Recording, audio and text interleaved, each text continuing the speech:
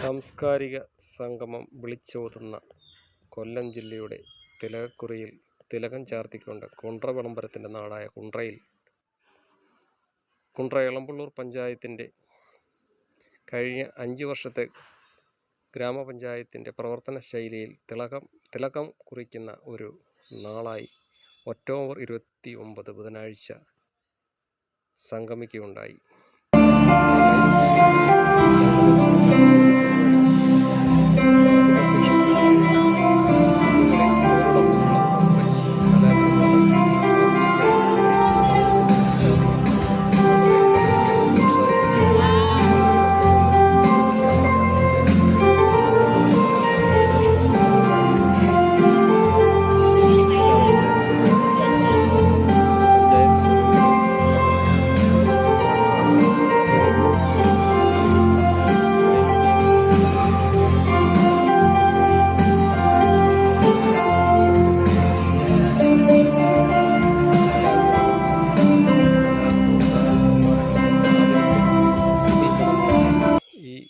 ഇതിൻ്റെ ഭാഗമായി കൂടുകയുണ്ടായി.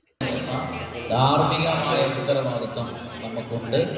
ആ ഉത്തരവാദിത്വം നിറവേറ്റുക എന്നുള്ളതാണ് പഞ്ചായത്തിൻ്റെ ജനപ്രതിനിധികൾ എന്ന നിലയിലും ICD സൂപ്പർവൈസർ അടക്കമുള്ളവർക്ക് അല്ലെങ്കിൽ സാമൂഹ്യക്ഷേമ വകുപ്പ് അടക്കമുള്ളവർക്ക് ഈ പരിപാടിയിലുള്ളത്.